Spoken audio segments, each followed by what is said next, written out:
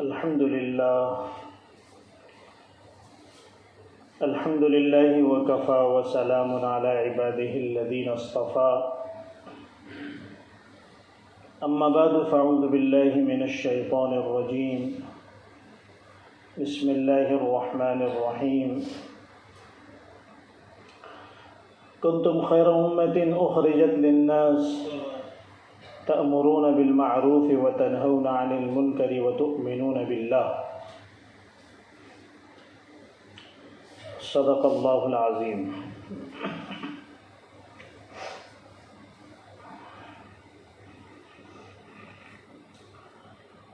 اللہ تعالیٰ نے دنیا کو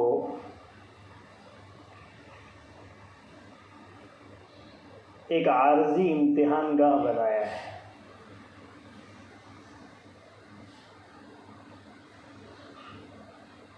دنیا ختم ہو جائے گی اور امتحان بھی اپنے اختتام کو پہنچے گا۔ نہ ایسا ہے کہ دنیا ہمیشہ رہے گی اور نہ ایسا ہے کہ انسان ہمیشہ امتحان ہی دیتا رہے گا۔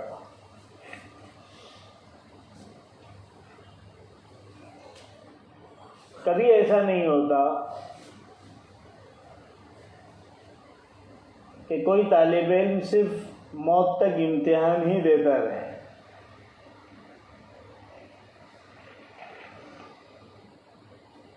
امتحان تو نتیجے کے لیے ہوتا ہے۔ امتحان کی اگر تیاری کی ہے تو اچھا نتیجہ ملے گا، اور اگر غفلت کے ساتھ وقت گزارا ہے تو پھر اچھا رزلٹ کا امید کرنے والا کوئی احمق ہی ہو سکتا ہے۔ من طلب العلا سہر اللیالی، جو بلند مقام چاہتے ہیں وہ محنت کرتے ہوئے راتوں کو جاگتے ہیں۔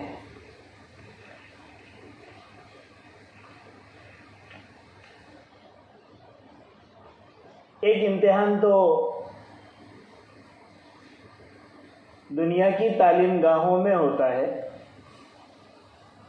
مدرسوں میں ہوتا ہے، مکتبوں میں ہوتا ہے، اسکولوں، کالجوں، یونیورسٹیوں میں ہوتا ہے، مختلف امتحانات ہوتے ہیں۔ اور اس کے پاس اور ناپاس دنیاوی اعتبار سے اپنے مفادات حاصل کرتے ہیں یا مفادات سے محروم رہتے ہیں۔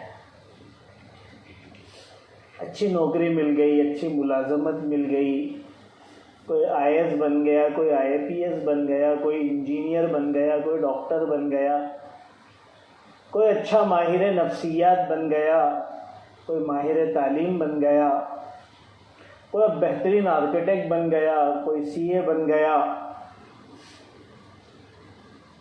کوئی بہت اچھا سائنسدان بن گیا۔ بے شمار مواقع ہیں، بے شمار عہدے ہیں جو تعلیم کے نتیجے میں انسان کو حاصل ہوتے ہیں۔ پیسہ حاصل کرنے کے لیے تعلیم ضروری نہیں ہے، لیکن عہدہ حاصل کرنے کے لیے، معاشرے میں اپنا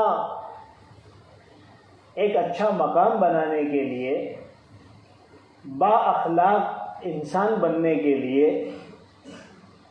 عام طور پر تعلیم مفید ہوتی ہے۔ پیسہ تو کسی کو بھی مل جاتا ہے، جیسے آپ پولیٹیشنز لوگوں کو دیکھ لیں،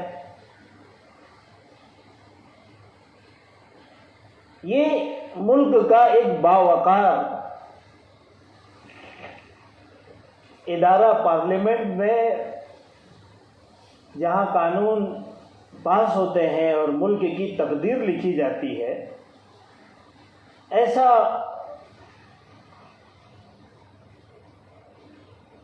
ادارہ ہے کہ جس میں کوالیفیکیشن کی ایک خاص حد یا مقدار ضروری نہیں ہے. کوئی بھی شخص اس میں اعلیٰ مقام تک پہنچ سکتا ہے. یہ ہماری جمہوریت کی دین ہے کہ لوگوں نے جس کو چنا، یا آج کے دور میں جس کو مشین نے سپورٹ کر دیا،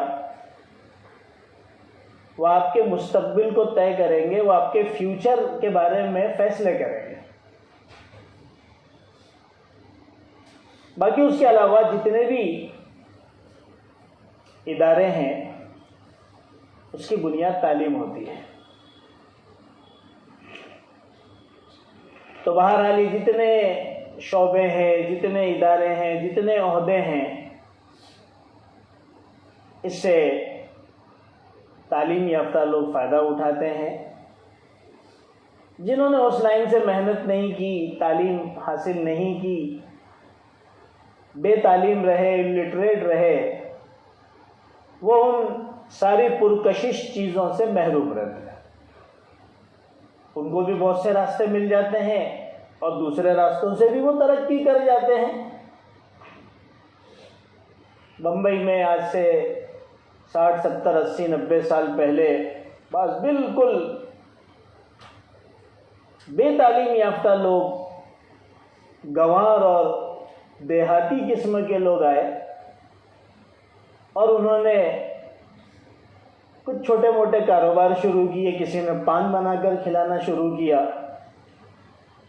اور کسی نے چائے بنا کر پلانا شروع کیا، کیونکہ ان کے پاس وہی ہنر تھا. کسی نے چھوٹی موٹی سبزی کی لاری لگا لی،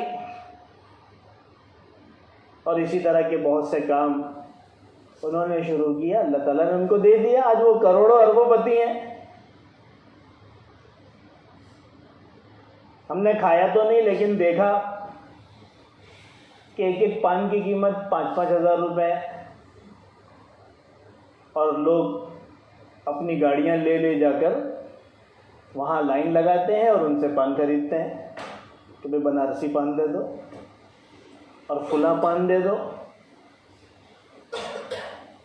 تو اللہ تعالیٰ کو جب دینا ہوتا ہے تو وہ ایسے لوگوں کو بھی نوازتا ہے. بلکہ اکثر آپ کو ایسے ہی لوگ ملیں گے جن کے یہاں پر پڑھے لکھے لوگ جوتے گھس کر نوکری کرتے ہیں، ملازمت کرتے ہیں اور تنخواہیں لیتے ہیں، اور تنخواہیں بانٹنے والا وہ صحیح طریقے سے دستخط بھی نہیں کر پاتا. اللہ نے اس کو نواز دیا. تو وہ تو اللہ تعالیٰ کی اپنی دین ہے، کیونکہ اللہ کے نزدیک دنیا کی کوئی حیثیت ہے ہی نہیں. حضور اکرم صلی اللہ علیہ وسلم نے فرمایا الدنیا جیفا و طالبها کلاب. دنیا تو مردار ہے. اپنے قربانی کے لیے بڑی محبتوں سے، بڑی محنتوں سے ایک بکرا خرید کر لایا اور اتفاقاً وہ مر گیا، تو اب اس کی کوئی قیمت رہی؟ نہ آپ خود کھا سکتے ہیں، نہ کسی کو کھلا سکتے ہیں، بلکہ اس کو اٹھا کر پھینکنے کا آپ کو پیسہ بھی دینا پڑے گا، کیونکہ وہ مردار ہے. مردار کی کوئی قیمت نہیں. حضور پاک صلی اللہ علیہ وسلم فرماتے ہیں یہ پوری دنیا اس کی مثال اسی مردے کی سی ہے، اور جو بیچارے اس کے پیچھے لگے ہوئے ہیں کہ کسی بھی طریقے سے زیادہ حاصل کر لیں، انہوں نے اس کو اپنی زندگی کا مقصد بنا لیا ہے. یہاں اس لفظ کو بڑھانا پڑے گا. انہوں نے دنیا طلبی کو، دنیا کے حاصل کرنے کو اپنی زندگی کا مقصد بنا لیا ہے. دن رات اسی کے پیچھے لگے ہیں، ساری کوششیں، ساری صلاحیتیں اسی کے پیچھے لگا رہے ہیں. تو حضور پاک صلی اللہ علیہ وسلم فرماتے ہیں کہ وہ شکل میں تو انسان ہے ورنہ حقیقتاً میں کتے ہیں.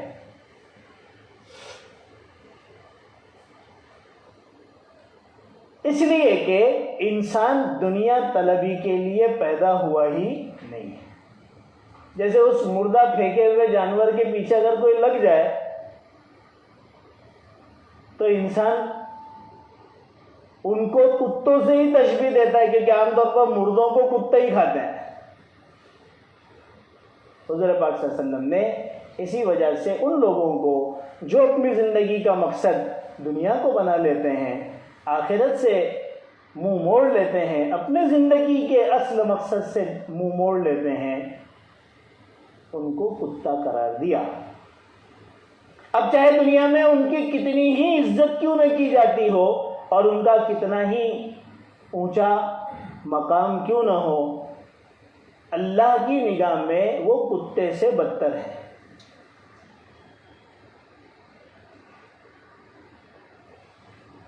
اسی وجہ سے حضور اکرم صلی اللہ علیہ وسلم نے اپنے صحابہ کی جو تربیت فرمائی وہ یہی تھی کہ دنیا تو تمہارے قدموں میں خود آ جائے گی. دنیا حاصل کرنے کی چیز نہیں ہے. دنیا کے پیچھے اپنی صلاحیت کو لگانا یہ بیوقوفی ہے. وہ تو تمہارے پیچھے خود آئے گی، بشرطے کہ تم اپنا مقصد آخرت کو بنا لو اور اللہ کے دین کی محنت کو اپنی زندگی کا اصل الاصول قرار دے دو. کیونکہ تم تو آئے ہو بہت عظیم الشان محنت کے لیے. کیونکہ دنیا میں بہت ساری مخلوقات ہیں. کسی نے 18,000 کہا، کسی نے کتنا کہا 36,000. جنہوں نے گنا ہوگا ان کو پتا ہوگا. قرآن و حدیث میں کوئی ایسی تفصیل موجود نہیں ہے. اور انہی حیوانوں میں ایک حیوان انسان بھی ہے. ارے بھائی انسان بھی تو حیوان ہی ہے.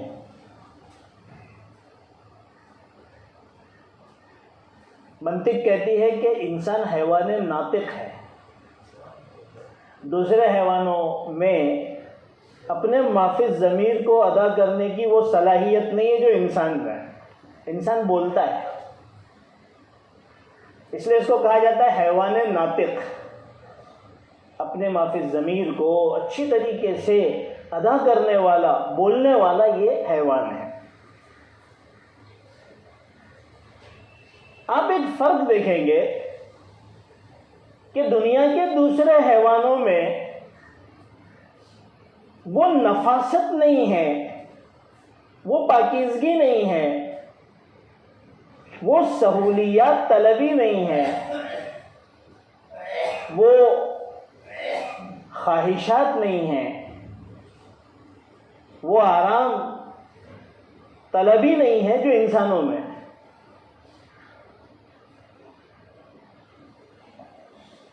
انسان کو رہنے کے لیے خاص قسم کے مکان کی ضرورت ہے، سردی گرمی بارش کے کپڑوں کی ضرورت ہے، پیروں میں جوتے چپل کی ضرورت ہے، نرم بھی چپل چاہیے، کڑک بھی چپل چاہیے، اور خاص قسم کی غذاؤں کی ضرورت ہے. یہ ایک الگ قسم کا حیوان نظر آتا ہے.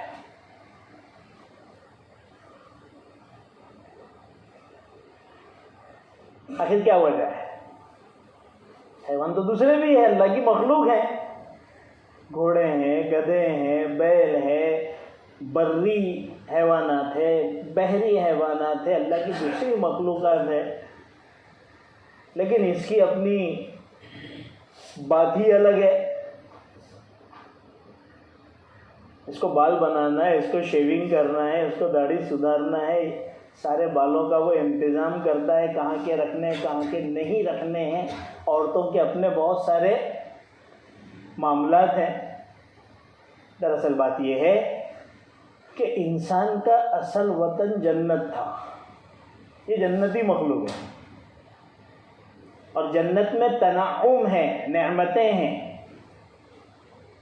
ہمارے جو اصل ماں باپ ہیں وہ اسی جنت سے بھیجے گئے ہیں، تو ظاہر سی بات ہے کہ وہ جو ایک عرصے تک صدیاں جنت میں گزری ہے تو وہ وہاں کے خواص تو اس میں پائے جائیں گے، تو اس کے اثرات سارے انسانوں میں آپ محسوس کریں گے، دیکھیں گے. تو ہمارا اصل وطن جنت تھا اور آئندہ ہمارا اصل وطن جنت رہے گا انشاءاللہ، الا یہ کہ ہم اپنی بدعمالیوں کی وجہ سے جہنم چلے جائیں، یہ ایک الگ بات ہے. تو ایک امتحان دنیا کا ہے جو اسکولوں، کالجوں، مدرسوں اور دوسرے اداروں میں دیا جاتا ہے، اور ایک امتحان ہماری اپنی زندگی کا ہے. اپنی زندگی میں وہی شخص کامیاب ہوگا جو اپنی زندگی کے مقصد کو سامنے رکھ کر زندگی گزارے گا اور زندگی کے امتحان دینے کے لیے محنت اور کوشش کرے گا. اگر اس نے اس کے لیے تیاری نہیں کی تو یقیناً وہ فیل ہوگا. الا ان یتغمدہ اللہ برحمتہ، الا کہ اللہ اپنے رحمت میں کسی کو ڈھانپ لے، وہ بات الگ ہے، کیونکہ فیل اور پاس کرنے کا قلم اسی کے پاس ہے. ضابطہ یہ نہیں ہے، قانون یہ نہیں ہے. قانون تو ہے ان الذین آمنوا وعملوا الصالحات وتواصوا بالحق وتواصوا بالصبر. حضور اکرم صلی اللہ علیہ وسلم نے اپنے صحابہ کو یہی چیز سکھائی تھی، سمجھائی تھی کہ ایک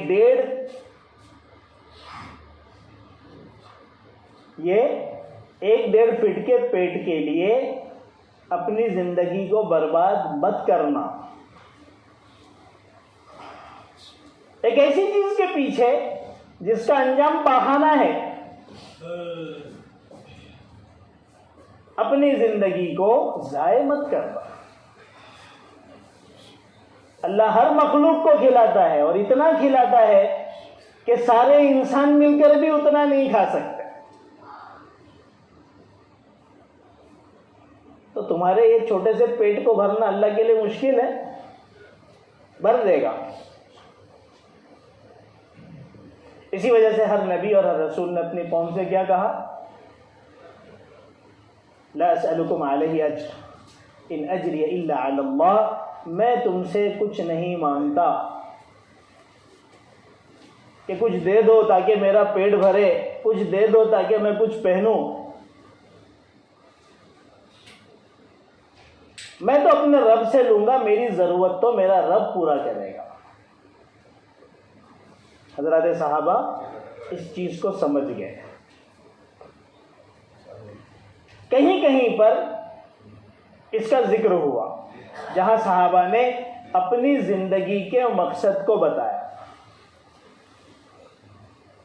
چنانچہ ایک مشہور واقعہ ہے، ایک بہت زبردست صحابی ہیں حضرت ربیعی ابن عامر رضی اللہ تعالی عنہ. ہر صحابی کی اپنی شان ہے. یہ پہنچے وقت کے بڑے طاقتور رستم کے دربار میں، اور بڑے شان سے پہنچے. ہاتھ میں نیزہ تھا، تلوار تھی. اپنی اسی درویشانہ حالت میں وہاں جانے کے لیے انہوں نے میک اپ نہیں کیا اور گھنٹوں پارلر کے اندر اپنا وقت ضائع نہیں کیا کہ میں ذرا اچھا نظر آؤں، اور اس کے لیے کوئی خاص قسم کے لباس نہیں بنوائے. اتنے بڑے آدمی کے گھر جا رہا ہوں، اس کے دربار میں جا رہا ہوں، تھوڑا تیاری کر کے جاؤ. بالکل نہیں، کیونکہ ان کی نگاہوں میں سب سے بہترین صورت حضور پاک صلی اللہ علیہ وسلم کی صورت تھی. سب سے بہترین لباس حضور پاک صلی اللہ علیہ وسلم کا لباس تھا. اور سب سے زیادہ قیمت ان کے نزدیک ایمان کی قیمت تھی جو اللہ تعالیٰ نے ان کو عطا فرمائی. تو ان کو میک اپ کی ضرورت، فیشن کی ضرورت پڑی نہیں. بلا تکلف وہ چلے. ان کی نگاہوں میں اس طرح کے بادشاہوں کی حیثیت پتنگوں کی بھی نہیں تھی. اس شان سے چلے کہ اس کے وہ اس زمانے کے بڑے بڑے قالین ہوا کرتے تھے، اس کو چیرتے ہوئے گئے. ایک رعب اور ایک ہیبت طاری ہو گئی رستم کے اوپر جس سے ساری دنیا ڈرتی تھی. ایک ایمان والا پہنچا سادگی کے ساتھ درویشانہ حالت میں، اس کے اوپر رعب طاری ہو گیا، گھبرا گیا. ارے یہ کون آ گیا بھائی؟ گفتگو ہوئی، اس نے سوال کیا، ارے بھائی تم لوگ ہو کون؟ تو اس وقت انہوں نے جو اپنا تعارف کرایا وہ ہر ایمان والے کا ہونا چاہیے. انہوں نے فرمایا اللہ ابتعثنا. کاش کہ ہمیں کچھ عربی آتی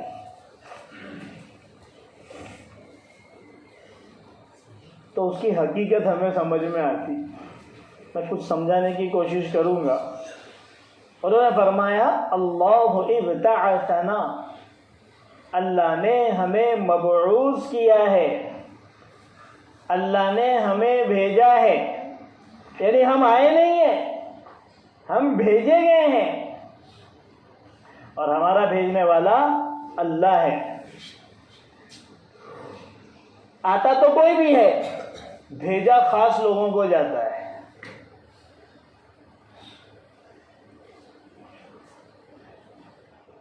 جو بڑے پیغامات لے کر جاتے ہیں، بڑے مقصد کے تحت چلتے ہیں، ان کو بھیجا جاتا ہے.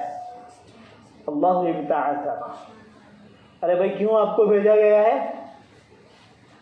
آگے فرمائے لنخرج العباد من عبادت العباد الى عبادت اللہ تعالی.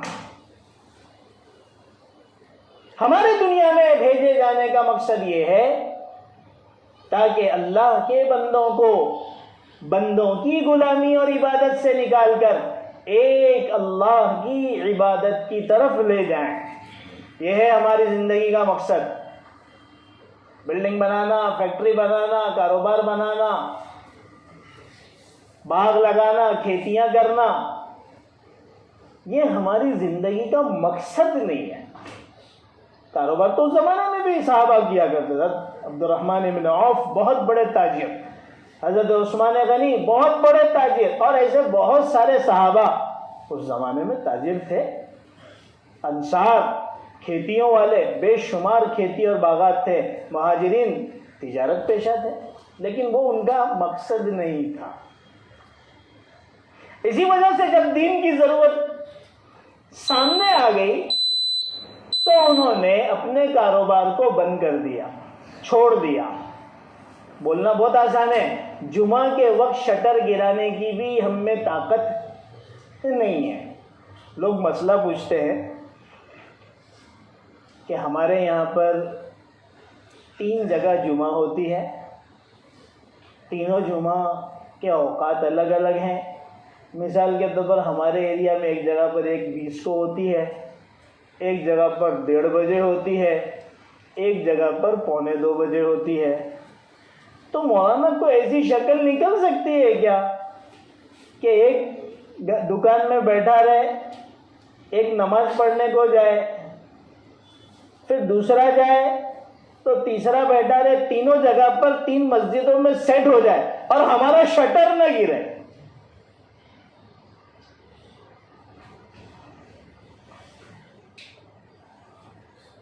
کسی بھی طریقے سے وہ آدھے گھنٹے کی دکان کی بندی کو انسان برداشت کرنے کے لیے تیار نہیں ہے، کاروبار کو بند کرنے کے لیے تیار نہیں ہے۔ صحابہ کے واقعات تو بہت بولے جاتے اور سنے جاتے، پکتے ہوئے پھلوں کو چھوڑ کے چلے گئے، کاروبار کو اسی حال میں چھوڑ کے چلے گئے۔ ارے آپ بھی تو کر کے ذرا دکھاؤ۔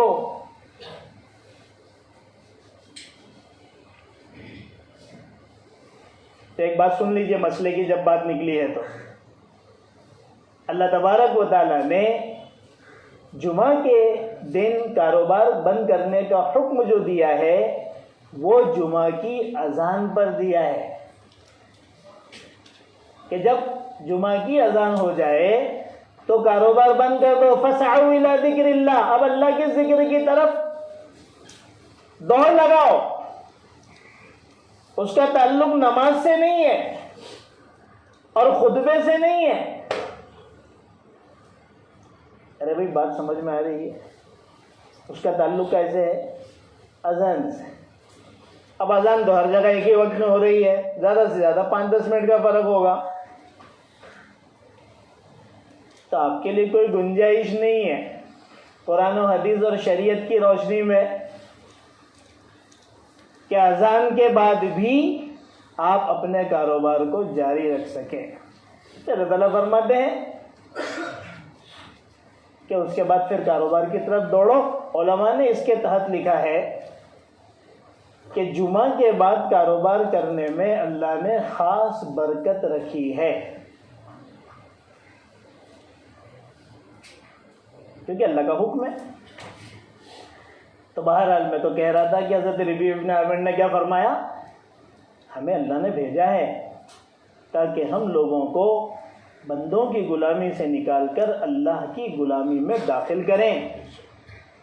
وَمِن ضِيقِ الدُّنْيَا إِلَىٰ سَعَةِ الْآخِرَةِ، یہ جو تنگ سی دنیا ہے،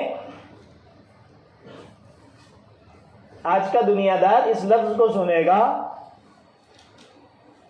جو 1 روم kitchen 1 bed room hall kitchen 2 bed room hall kitchen کو ہی اپنی جنت سمجھتا ہے، اس کو تعجب ہوگا کہ اتنی بڑی دنیا یہ تنگ کیسے ہو سکتی ہے۔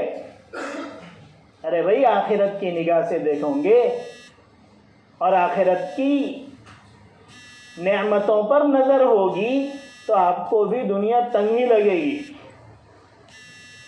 کہ حضور اکرم صلی اللہ علیہ وسلم نے فرمایا آخری جنتی جو سب سے کم درجے کا جہنم میں سینکڑوں ہزاروں لاکھوں سال جل بھن کر نکلنے والا جب جنت میں جائے گا تو اللہ تبارک و تعالیٰ اس کو جو سب سے چھوٹی جنت کی نعمت ہوگی وہ یہ عطا کریں گے کہ تجھ کو دنیا سے 10 گنا بڑی جنت دی جاتی ہے۔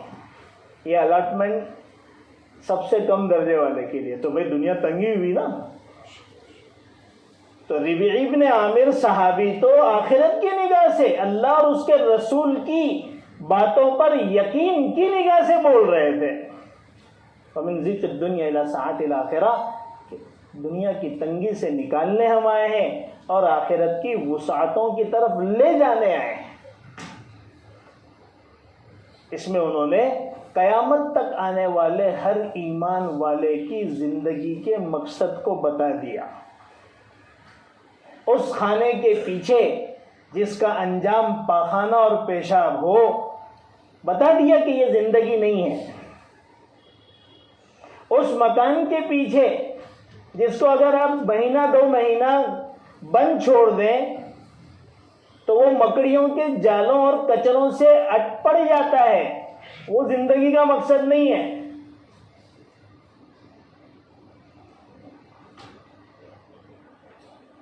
اور اس تجارت اور کاروبار کے پیچھے جس میں عجیب و غریب قسم کی کساد بازاریاں آتی ہیں، کہ کبھی کاروبار جو ہے وہ تباہی کا شکار ہو گیا، کبھی بیچارہ یہ قرضوں کے تلے دب گیا، یہ زندگی کا مقصد نہیں ہے۔ اور اس ملازمت کے پیچھے جس کے بارے میں ہمیشہ ڈر لگا رہتا ہے کہ کب ریزگنیشن کے لیے ہمیں کہہ دیا جائے کہ آپ اپنا دوسرا انتظام کر لو۔ آدمی ہمیشہ کیا ہوتا ہے؟ گھبرایا ہوا اور پریشان حال ہوتا ہے۔ انہوں نے سمجھا دیا کہ اگر اپنا مقصد آخرت کو اور دین کی محنت کو ہم بنا لیتے ہیں تو یہ دنیا کا سارا نظام اس کے حساب سے چلنا شروع ہو جاتا ہے. اب اس کو گھبرانے کی ضرورت نہیں ہے. اللہ اپنی وہ مخلوق جو نظر سے نہیں آتی، دکھتی نہیں ہے، اس کے ذریعے سے اس کی ضرورتوں کا تکفل فرماتے ہیں.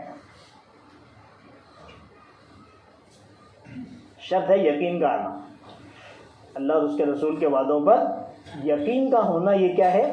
شرط ہے. تو ہمیں بھی اپنے زندگی کے اصل مقصد کو سمجھنے کی ضرورت ہے کہ ہم دنیا میں کیوں آئے ہیں، ہمارے آنے کا مقصد کیا ہے. ظاہر سی بات ہم آئے نہیں، ہم بھیجے گئے ہیں. اسی کو قرآن نے کہا کنتم خیر امت، تم سب سے بہترین امت ہو. کیوں بھائی؟ ہمارے میں کیا خصوصیت ہے؟ پہلی امتوں کو کیا وہ چیز نہیں ملی تھی جو ہمیں ملی؟ کیا ہماری شکل و صورت الگ ہے؟ کیا ہے ایسی چیز؟ اللہ نے فرمایا اخرجت للناس، اس لیے کہ تم لوگوں کو فائدہ پہنچانے کے لیے نکالی گئی ہو، بھیجی گئی ہو. تمہاری زندگی کا اصل مقصد یہ ہے کہ لوگوں کو فائدہ پہنچاؤ، دنیاوی اعتبار سے بھی فائدہ پہنچاؤ اور اصل آخرت کے اعتبار سے بھی ان کو فائدہ پہنچانے کی کوشش کرو. اور اس کا طریقہ یہ ہے تأمرون بالمعروف، نیکیوں کا حکم کرو. ہمارا کام ہے لوگوں کو نیکی کا راستہ بتانا، چاہے کوئی عمل کرے یا نہ کرے، چاہے کوئی سنے یا نہ سنے. انبیاء کرام علیہم السلام جیسی عظیم الشان ہستیاں بھی بیچاری سمجھاتے رہی، بولتے رہی، مار کھاتے رہی، امتیں سننے کے لیے تیار نہیں تھی. تو کیا وہ اپنے مشن میں فیل ہو گئے؟ نہیں، وہ تو کامیاب ہیں. اسی کو قرآن نے کہا وما علینا الا البلاغ، ہماری ذمہ داری صرف پہنچانا ہے. اب ہدایت پر آنا اور ہدایت کے راستے پر چلنا یہ تو اللہ کے ہاتھ میں ہے. انک لا تہدی من احببت ولکن اللہ یہدی من یشاء. اے نبی، آپ جس کو چاہیں ہدایت دے دیں، ہدایت نہیں دے سکتے. یہ آپ کا کام نہیں ہے. آپ کا کام صرف ہمارے احکام کو، ہماری باتوں کو پہنچانا ہے. ہدایت تو اللہ جس کو چاہے گا دے گا. تو ہمارا کیا کام ہے؟ تأمرون بالمعروف، اچھائی لوگوں تک بات پہنچاتے رہیں، لوگوں کو بتاتے رہیں. اب اس کا عمل فیصلہ کرے گا کہ وہ کس راستے پہ جا رہا ہے، اور اس کی وجہ سے آپ کی پکڑ نہیں ہوگی. وَتَنْهَوْنَ عَنِ الْمُنْكَرِ، اور برائیوں سے، اللہ کی نافرمانیوں سے روکتے رہیں، بتاتے رہیں کہ بھائی دیکھو یہ غلط ہے، ان حرکتوں سے اپنے آپ کو بچاؤ. یہ جو تم نے طریقے جاری کر رکھے ہیں یہ تمہاری آخرت کی بربادی کے لیے بلکہ اس سے پہلے دنیا کی تباہی کے لیے کافی ہے. اور قرآن کی تفسیر میں یہ بات کئی دفعہ آئی کہ بار بار سمجھانے کے باوجود، صحیح بات سمجھانے، برائیوں سے روکنے کے باوجود اگر آدمی نہیں رکتا ہے تو یہ اس بات کی نشانی ہے کہ اللہ نے اس کے دل کو ہدایت کے راستے سے پھیر دیا ہے. سأصرف عن آیاتی الذین یتکبرون فی الارض بغیر الحق. اللہ فرماتے ہیں ہم ان لوگوں کے دلوں کو پھیر دیتے ہیں، برگشتہ کر دیتے ہیں ہماری نشانیوں سے، ہمارے احکام سے، ہمارے دلائل سے، ہمارے احکام پر عمل کرنے سے. جو زمین میں تکبر کرتے ہیں ناحق، ہمارے احکام پہ عمل نہیں کرتے، تو پھر ہم ان کو ہمارے احکام سے کیا کر دیتے ہیں؟ برگشتہ کر دیتے ہیں، پھیر دیتے ہیں. اب اس کو کوئی بات سمجھ میں ہی نہیں آتی. اب وہ غلط راستے پہ ہی چلتا ہے، صحیح راستہ اس کو اختیار کرنا مشکل ہو جاتا ہے. اللہ تعالیٰ اسی حالتوں سے ہماری حفاظت فرمائے کہ ایسا نہ ہو کہ ہماری حالت بھی وہی ہو گئی ہے. انسان کو اندازہ نہیں ہوتا ہے. تو بہرحال پوری بات کا خلاصہ یہ ہے کہ ہم دین کی محنت کو، دین کی دعوت کو اپنی زندگی کا مقصد بنائیں، خود بھی دیندار ہوں، اپنی بھی اصلاح کریں اور اپنے گھر والوں کی، اپنے معاشرے کی دینی اعتبار سے اصلاح کی کوشش کریں۔ یہ ہماری زندگی کا اصل مقصد ہونا چاہیے، اور پھر اس کے ساتھ جو دنیا کی مشغولیتیں ہیں وہ ہوں، تو پھر انشاءاللہ یہ دنیا کی مشغولیتیں نقصان دہ نہیں ہوگی، کیونکہ انسان اپنے مقصد پہ لگا ہے، دنیا میں ہے، تو وہ یہ ساری ضرورتیں تو اس کے ساتھ لگی، اس کو پورا کرنا بھی دین بن جائے گا۔ لیکن اگر وہ اپنے مقصد پر نہیں ہے، جو اصل اس کو کام کرنا تھا وہ چھوڑ چکا ہے اور پھر دنیا کے پیچھے لگا ہے، تو اللہ کے رسول نے بتا دیا کہ اصل میں یہ دکھنے میں تو انسان ہے لیکن حقیقتاً کتے ہیں۔ کیا ہیں؟ کتے ہیں۔ جیسے مردار کھانے والے کتے ہوتے ہیں، اسی طریقے سے یہ غذائیں کھانے والے بھی کتے ہیں۔ تو ایسی زندگی ہماری بن جائے، اس سے ہمیں بہت بچنے کی ضرورت ہے۔ دیکھیے الحمدللہ اس وقت جو ہے وہ ہمارے بمبئی کا اجتماع کھارگھر میں ہو رہا ہے، آج سے ماشاءاللہ شروع ہو چکا ہے، بہت سارے یہاں کے ساتھی بھی پہنچ چکے ہیں۔ جمعہ، شنیچر، اتوار 3 دن ہے، تو ہمیں چاہیے کہ ہم اس موقع کا فائدہ اٹھائیں، وہاں پر حاضر ہوں، وہاں کے نیک اور اللہ کے اچھے بندوں کی باتوں کو سنیں، وہاں کے ماحول کو دیکھیں، کچھ قربانیاں پیش کریں۔ ہاں، راحت کی زندگی تو ماشاءاللہ اللہ نے بہت دی ہے، تھوڑی بہت جو ہے وہ اللہ کے راستے کی بھی تکلیف جو ہے برداشت کریں، یہ ہماری آخرت اور دنیا دونوں کی کامیابی کے لیے ضمانت ہوگی۔ تو انشاءاللہ وہاں پر پہنچنے کی کوشش کریں۔ اللہ تعالیٰ ہم سب کو عمل کی توفیق عطا فرمائے۔ وآخر دعوانا الحمدللہ رب العالمین۔